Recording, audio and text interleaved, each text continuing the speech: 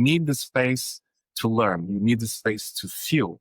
If you don't have that space and you're just doing, causes friction. Friction causes inflammation. Inflammation leads to injuries. And this is something we want to avoid.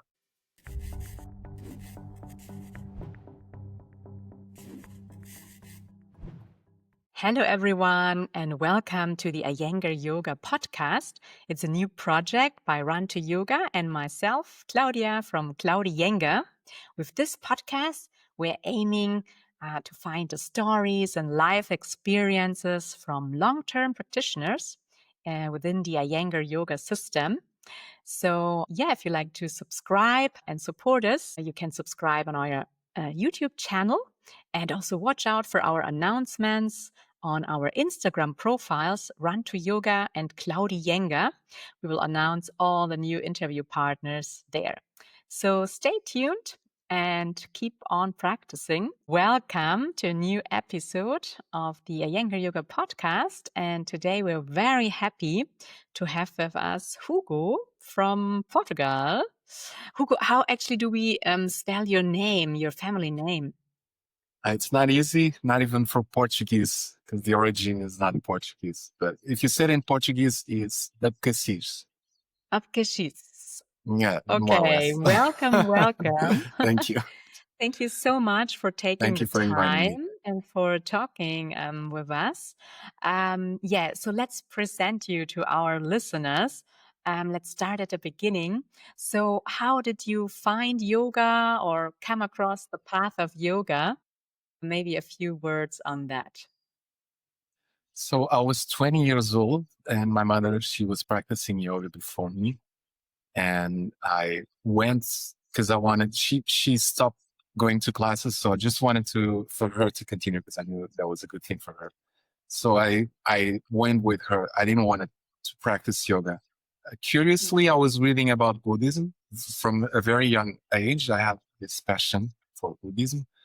And at the time, I think I was reading the book of the dead. And the book of the living and the dead from Sogyal. And then I just took my mother. I loved it.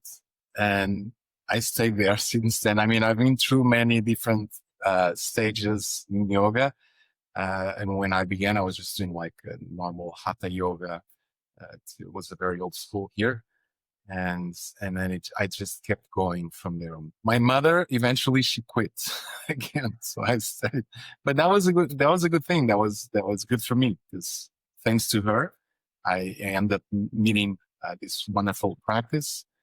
And I ever since kept studying, exploring, practicing. I'm still doing that. Of course, now I'm in the Iyengar method for some years already. But it was great to even have a little bit of a touch of old practices that actually fit so well nowadays and can help so many people. Yeah. So I get I read that you were also in Mysore studying and that you were with the Ashtangis, let's say. Yeah. And that you have a favor for Ayurveda. So your interest in the Ayurvedic medicine, was it this that brought you first to India? Actually, when I went my first time to India, this was I think 2009. I was going for yoga, not for Ayurveda, but I was already an Ayurveda practitioner. So I took a lot of courses in Portugal with some doctors. Also, then I went to India for some clinics. So that happened. But it was after my first time that I went to India. So that was not the first reason. And yes, I was an Ashtangi for some years. I loved the practice. It was a great time. I had beautiful moments. I went to Mysore. I practiced with wonderful teachers. One of them was Eddie Stern, was I don't know if you know, one of the first practitioners who practiced with Pattabhi and appears in that famous video with those six practitioners. And so I had the opportunity to meet different methods. I was young. Well, I was 20 years old when I started. This was 26 years old. 26 years old, almost 27. And it was Well, I'm just going to share this because I think it's important. So 20 years ago, 25 years ago, more or less, at least here in Portugal, yoga was not a big thing. It was very Mm. small. There were not many schools. I think in Lisbon, maybe we had 4 schools maximum. So that was, it wasn't rich. If we talk about asana, concerning asana and alignment and like performing the practice in a very refined way, it was a little bit, it was very simple, but it was very special. That's what I have to say. Because there wasn't much information. You couldn't even find anything on the internet. It was not, Mm. all of these YouTube videos and interviews like we're doing right now. And I think it was beautiful for me. I always had a bit of curiosity and passion on exploring mystical things. I actually was very passionate and kind of romantic in a way with practicing and spirituality more than I am now. And then I went very scientific for a lot of years. And I'm trying to balance both things, which is not easy. They Yeah. fit with each other, but it's not easy. So I believed in a lot of things. And I'm just going to say I believed because, when you talk about more empirical or mystical practices, I'm just going to say I believed. And of course, I Mhm. had my own experiences and they were wonderful. And going through that was very special for me. So I was young, the school, again, it was practices were very simple, very old school, very, like kind of Shivananda style. I was very young and it was great for me at the time. When I went to Ashtanga, then the practice became stronger. So it was a different period. Great. Just a different thing. And at that time, I was very much into advanced poses and practice.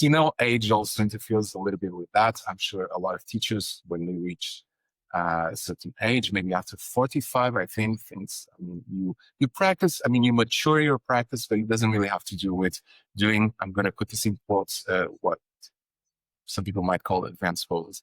But it made sense because I was young and I just wanted more and more, and I had so much energy, and I would just do everything that I could. I got some injuries, of course, not many, but fortunately, and not like long-term injuries. Um, but it just showed me a few things that I needed to know at the time. I was young. I Mhm. just wanted to practice. I wanted to do. I was a little bit competitive, which I think a lot of people go through a phase like that. And then, of course, I end up learning from some of my mistakes. I'm still learning, and that's intensive practice. And then it didn't make sense after a while. I love intensive practices. I still do, but not like all the time. That's one Mm. of the things that changes. And this is when I Also, met. there are different layers and of intensive practice. You can have Yes. a very intense practice and just have one asana and exploring it with your breath and with everything, right? So that was the moment where you found Iyengar Yoga, or did someone tell you? Or So I was a therapist. okay, You talked about Ayurveda, so I studied Ayurveda for a yes, lot of years. At the time, when I was in India in Mysore. Actually, I was practicing Ayurveda as a practitioner, and so I took some clinics also in India to study with a couple of doctors.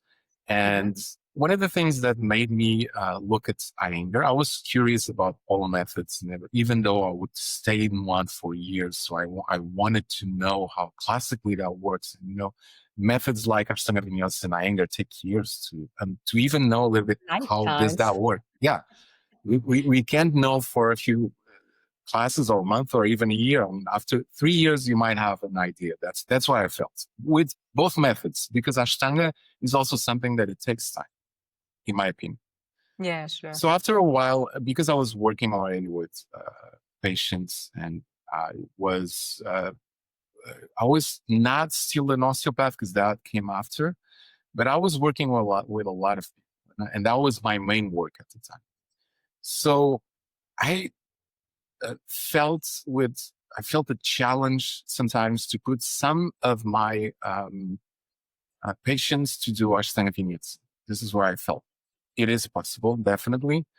It's a beautiful method, but it is very hard. This is very challenging. And I give, I'm going to give this example of having someone which is an elderly person, someone who is 85 years old. Let's say that I had people like that with osteoporosis and trying to do all of that sequence, which was very strong. Mm. So I already knew a little bit about Iyengar Yoga. I actually have tried a few classes before, and then I just started to explore more. I was so curious, so I changed. And I also knew they had a very strong field on medical classes and therapeutic yoga. And that was something that always interested me for many years. So that's one of the main reasons that I shifted from Ashtanga Vinyasa to Iyengar. But I'm not saying this like Ashtanga, it doesn't fit a lot of people, because it really does fit a lot of people. And there's a lot of good qualities in that method that fortunately I tried it at the time, and I had the opportunity to feel it and try it by experience. But I felt Iyengar was much more complete in a way. And you still can get intensive practice. Mm-hmm. Of course, you know that. So that's when I made the big shift from Ashtanga Vinyasa to Iyengar. It felt that it made more sense for all of the work that I was doing. And I was an At Ayurveda that time, practitioner. yeah. And at the time, I was already starting to study osteopathy. So I was starting with structural osteopathy. And then I did some fields that some osteopaths do, visceral osteopathy and cranial osteopathy. And that was my main reason, even though, of course, I felt well doing it, and it was very organic to me. It was a great practice. Sometimes even today, sometimes I still do some vinyasa, and of course, we have some flowing or vinyasa in Iyengar Yoga as well. But sometimes I like to do parts of the sequences from Ashtanga Vinyasa. I still do that once in a while. Okay, great. So yeah, speaking of anatomy, we're all different. Okay, you can say these bones are kind of similar, the thigh bones or the from the calves, from the lower legs. I just remember Gita saying once in an interview that her perception is that, for example, in Asia, practitioners tend to have a longer torso in comparison to the limbs. And that changes a lot of the asanas, the work in the asanas, also how they look in the end, you know. So what is your experience with that? I guess you looked at a lot of practitioners and you found out that no one three pose, Vrikshasana, is the same, right? Exactly. So I'm a practitioner, therapist practitioner for many years already. So I had thousands of people at my consultation. Especially from the consultation to begin with, I was working with bodies in many ways, not just checking their illness or injuries or limitations. I like to call it conditions. But I was working with that. I had to check mobility, whatever, like what symptoms they had.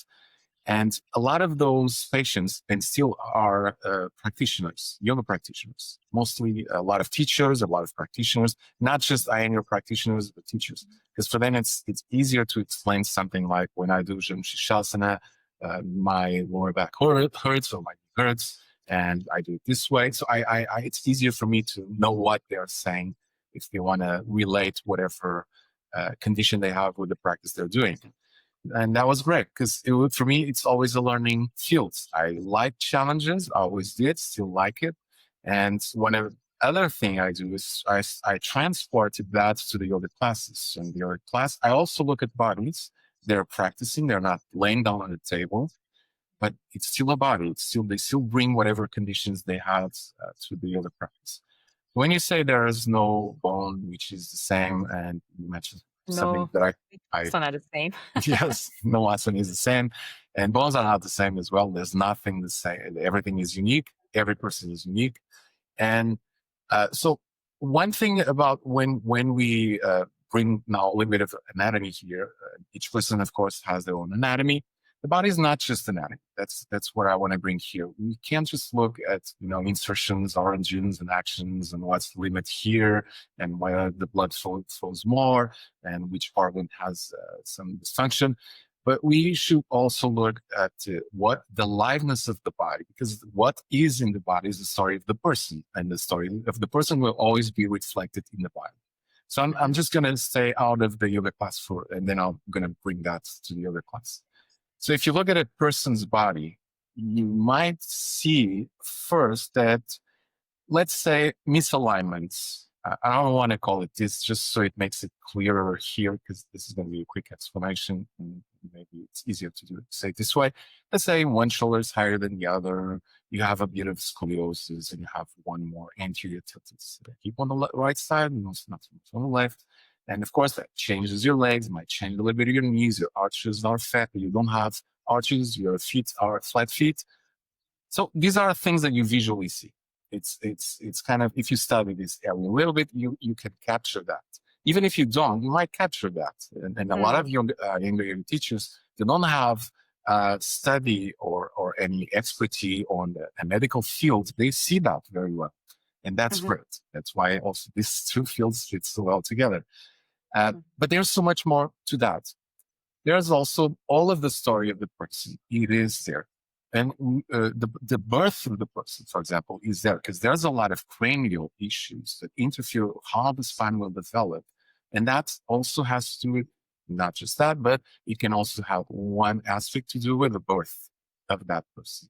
How that person lived during its life, especially the childhood, when the body is still very flexible, the bones are very flexible. What happened during that child period? It's very important how it develops. Then we have genetics also. Genetics is a very important aspect to what we are now as a body. But I'm calling this as a body, but for me, body is never just a body. And it's also, it's an axis where you can see and you can touch a lot of things. And you can, even if you're doing practices, even asana, it's never just asana. We all know that. It's not just your body doing a pose. It's not like asanas for me are archetypal poses that can make you see something, reach something, open something, realize something. And that's a great thing about the body. It's a first axis. It's very palpable. I don't know if this is an English word, but you can very easily touch it. You can very easily see it. Now, these are still palpable things. We can see it. We can observe it. We can ask. And then there's the feelings, what we feel. Because sometimes we see something, but the person feels something different. We cannot see that from outside. I cannot see someone's feelings. I can have an idea. This person might be a little bit tense, might be a little bit nervous, might be a little bit afraid. You can have an idea, but you can never feel anyone's feelings. So that's very important. Because the body has that. It will reflect that. And then there is the memory part of the body, which whatever things that person has been through in its life. And I'm not just saying huge things like big traumas. And by the way, I'm going to bring the word trauma here with a lot of, with a little bit of careful, because we think traumas, most people think traumas is a huge thing. You have someone is dying in front of you, or you have a huge accident. But the body gets so many things on little aspects on the day-to-day basis. And those things, they stay in the body. And body has memory. Scarred us. Yeah, exactly. And then the samskaras that you mentioned, the patterns, also originates what we call vasanas, if you want to put it in language, because we all have tendencies. This is how I relate body with the future. So I have there's a saying that I have this on my website, that body is like reading a book. You can see the past, present, and future. So past are the traumas, injuries, everything that is mechanically imprinted or in a way attached to the body. And that definitely, of course, originates some samskaras. But the present is what you read. It's when you see it right now. How you, and how and with can what you you work, right? Like as a teacher. You work with the present. Yes. But the future are the tendencies, because we all have tendencies. Vasanas can go many ways, can extend for many things. But those tendencies are important, very important, because it can more or less tell you where you're going. Mhm. You can't predict the future, in my opinion. You're not going to predict the future, but you might have a sense, a slight sense that that person will tend to do this, go there, or do that. And I mean, that there are, is in the body also. yeah. Yes, Yeah, I mean, yeah, this is very interesting because there are some teachers, and definitely, I mean, Iyengar and Gita on first place, that they said sometimes, "Hey, if you continue to do your Trikonasana like this, you will get hip pain in 20 years. You will exactly. use up your cartilage, right?" So interestingly, if you know observe a condition as a teacher, and you have this kind of knowledge, then you know, oh, okay, if she or he is constantly pushing in this space, then there will be, you know, later on like condition. And that's very interesting on your website because you're doing also a class on prevention, like injury prevention. Yes. So this is a very individual thing. Like for each practitioner, let's say, has to do things accordingly to femur hip socket, let's say, connection. Would that be an example that you could elaborate? So injury prevention is a workshop that I usually make as the first approach to a place that I never made a workshop. It's like one of my first workshops. So I get to check the audience. It's never the same workshop because it always has to be, it's always related to who the practitioners are. Yeah. So I try to look at real examples. This is what I do when I'm in the consultation. So I try to bring that part, that clinical view to the yoga practice. Iyengar Yoga is already very rich with that clinical view. Mhm. Just means some more clinical aspects that I know from osteopathy and other therapies that I've studied. And because I'm used to work with bodies, I try to see what real examples are there. And then it works a little bit like a laboratory. We practice, but let's take these examples and see what happens and just some foundational uh, uh, topics that can also help prevent injuries in the future. And maybe someone there in the group will have injuries already. And I always take that. If someone, this is one of the questions, and that's going to happen in this workshop. It's going to happen in Slovenia. I'm going to ask everyone, if you have any injuries, and every teacher should ask that, of course. Yeah. And then depending on those injuries, I'm going to bring that to class because I always do that. Real examples are the best examples, in my opinion. Of course, when we touch anatomy uh, per se, we have to watch to see images and look at what those images show because we can't see, we don't have X-ray vision, we can't see the inside of the body. And there are many ways of learning anatomy. One of them is watching, seeing. The best way, actually, and I don't do that, I did it for myself, fortunately, is dissection. That's the best way. That's actually the real anatomy. Because what we see in books, in a way, it's kind of, it's a useful lie. We see images, very clean images, but that's not reality. If you ever went to an exhibition of anatomy where you see real corpses, that's not, it's a mess, you know what? It's not a mess if you know what's there, but it is very confusing. There's a lot of things that a lot of tissues and stuff that is removed out so you can understand the main um, parts of whatever that anatomy is showing. Now, another way to study anatomy is to feel it. And how you feel it, you know a muscle, you know it's you know where you can touch in a lot of parts of the body. You can touch inside, you can feel some bones, not all of them, but you can feel a lot of bones in specific areas. You can feel it some part that comes out like a little protrusion, or you can feel a tendon in a specific place, or you can feel it, you can touch. And that's another way to learn anatomy. It's very important. Also feel what contracting a specific muscle does, and those are all ways to study and have a bigger feel and perspective on anatomy. Now, anatomy for the first years, it's a very objective thing. You just learn, and it's a very mental thing. Um, And I think this happens with every field. It's same as asana. When you get the phase of alignment, it's a lot of alignment, and you just get alignment. But there's more than alignment in yoga practice, even in asana. Talking about asana right now. So some things can come after that, and that's when you start to realize that that's my main study here, is that the body is not just anatomy. The anatomy is there. It's very useful. It's extremely useful. It's not everything. There is life in that anatomy, and that life has a story, as I said before. And the injuries have also their own story, either with the future that we brought, like in this language of asanas, and the past also. So that person has gone through specific things. Sometimes that person doesn't even know, the practitioner doesn't even know why it has that injury, if it's something that starts to come. There's another thing I haven't mentioned yet here in this conversation. Whatever that person goes through inside of their life, I don't mean physically, and whatever characteristics and particularities of that person, also that has to do with the personality, has to do with whatever that person lived during their life, their own experiences, that's also in the body. So that's something that you can interpret it a little bit. It's not necessary.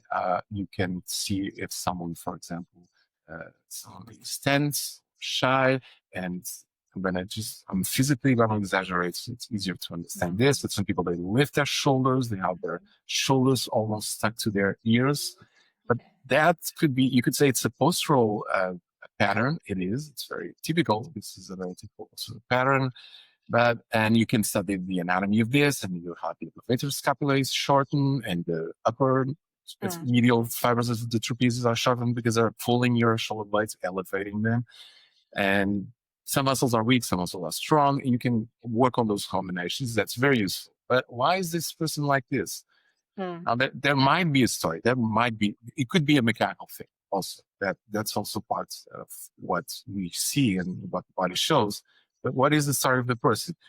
So when we look at the story of the person, that's not my field. I don't work with that because it's psychology. And usually if I find someone that I feel that it might need, or that person asks for help in that field, I just send it to someone else because it's not my field. I'm studying, I mentioned this to you already, I'm studying somatic experience, which is a method developed by Dr. Peter Levine. And it relates with whatever the imprints that stay in the body, how they will affect that person's quality of life in a way. That's where you work with that.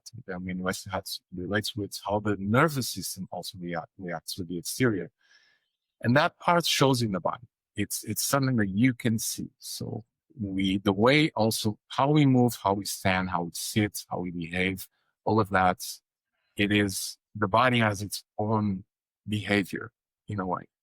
Mm-hmm. And it's very helpful. Now I'm going to try to bring this to yoga practice. It is helpful. First of all, yoga practice by itself, if it's a balanced yoga practice, if it's a well-rounded yoga practice, which Iyengar Yoga has that, it already helps whatever that person's issues is. Physically, mentally, emotionally, eventually spiritually.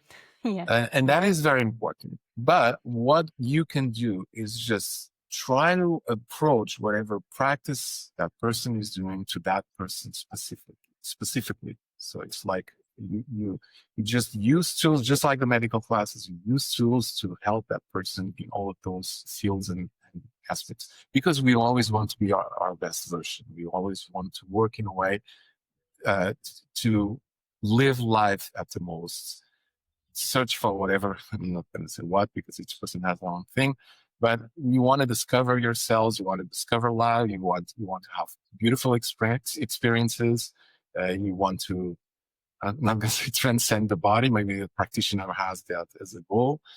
But or maybe just get rid of pains and things like that. Exactly. So if you want to get rid of pain, sometimes yeah. I remember I'm not sure if is it in Life on Light or in one of the other early books that Iyengar said, like thankfully, the majority of his practitioners or students, first of all, they come with very normal problems like stiff shoulders and things like that. And they just want to get a pain-free life. And then through the practice and through the layers that you have described, then they will maybe go towards a more spiritual practice that also develops their selves and things like that. So your workshop now that you're going to do, it's the title is injury prevention, or is it Yes. anatomy?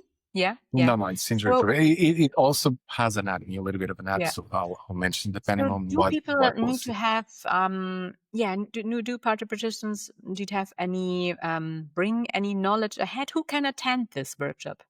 So everyone can attend if they're practitioners. They should practice, because I'm not going to teach, I'm not going to teach how to do trikonasana there or anything else. But they don't have to bring any previous knowledge. This is a workshop made for people that don't have that knowledge. And I'm not going to use a lot of technical terms, because that takes years.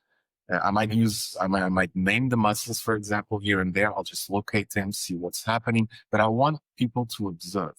And that's a nice approach, because just like I exemplify lifting my shoulders, this is very easy to see. Or if someone has their heads shifted forward, this is a common pattern, and ribcage shifted backwards, or posteriorly, and what shortens here, and it's weak here. All these things, they're easy to see if you demonstrate it this way. Of course, the students will be the examples. I always try to do that. I always try to be careful how I point things, because some people don't like to see that I have my patterns. Everyone has their own patterns, and it's impossible not to have them. Just like scoliosis, and this is something a lot of students say I have scoliosis. Great, I have scoliosis. You know what? Everyone has scoliosis a little bit. Now, how big is that scoliosis? What's the degree you have there? Then what can we do about it? Maybe it doesn't do anything to you. In a more extreme way, even some people, after 50, maybe almost everyone that moves their body has at least one herniated disc or protruded disc, not herniated, but protruded disc at the beginning of an herniated disc. And they don't feel anything. This is what we do, osteopaths and chiropractors. If someone has an hernia or has a protruded disc, we just remove the compression, and that's fine. We don't remove the hernia. But yoga practice, if it's properly done, it's the same thing. They remove the compression, there's no pain, so no symptoms. And this is what we want. The names don't really matter. We don't want to experience pain constantly. And most of all, not pain, just pain, suffering. We don't want to suffer. That's why just physical gives you pain. Suffering comes from the mind. And that's much, much more difficult and challenging to work with. That's why when we look at a body, we shouldn't only interpret the mechanical parts. And practicing is the same thing. We shouldn't practice only mechanically, because mechanically causes friction. In a way, it's not human. It doesn't have the softness of the human aspects of the mind, with all its beauties and mistakes. But we need to also, when we practice, there's the spirituality, and I spoke to you before also about this. Philosophy is important also. The energetic fields are important. Yeah, the breath, the energies. The breath is very important, because that's what softens all of that kind of factory mechanical practice. We have to bring that to the practice. Is very important. And that can come from feeling how you feel. And Prashant Iyengar mentioned this many times. First, you learn the practice, you learn how to make alignment, you learn how to position yourself in a specific pose. But then you have to feel what that brings you. What that does to you. I remember when I was with Chanchani, he also said, he's a practitioner of Prashant, practice with Prashant also. And he used to say, first learn to do, then do to learn. And this is something that stayed with me for many years. And I love this quote. First learn to do, and then do to learn. You have to learn how to do, because otherwise you will not do it, or you won't do it that properly. But then you need the space to learn. You need the space to feel. If you don't have that space and you're just doing, causes friction. Friction causes inflammation. Inflammation leads to injuries. And this is Injuries, yeah. something we want to avoid. Because injuries can be small, can be just something you felt one class, next day you're good, you hurt a little bit, next day you're fine. But injuries can last a long time. And there are outside injuries and there are inside injuries. So many things are related with the body that can be in long term or short term, or they can be acute, or they can be degenerative, chronic. Yeah, become chronicle. Okay, thank you very much. So when is your workshop in Slovenia again? So the workshop is in January. So the workshop will be on from 2023 to 25 in January, happening in Slovenia, RunToYoga School. And the We'll theme travel with your is, bones. yeah, I told you some stories. Sometimes I like it. I have some funny stories about me getting not arrested, but interrogated in airports because I travel, always bring something to my workshops. And the X-ray machine sees it in my luggage. So yeah, I was interrogated a couple of times. Hopefully won't happen. As I said to you also, I just don't want to miss my flight. That's fine if you see that it's plastic, you can't do anything. It's funny, but I just don't want to take too much time. Okay. Well, thank you Interrogations. so much. Yeah, Thank you thank you very so much. much. And well, safe travel with all the skeletons and no trouble. And yeah, see you soon. All the best. And yeah, thanks for joining today. And yeah. Thank you so much, Claudia. It was great to be Thank here. you. Thank you Yeah. very much. Thank you.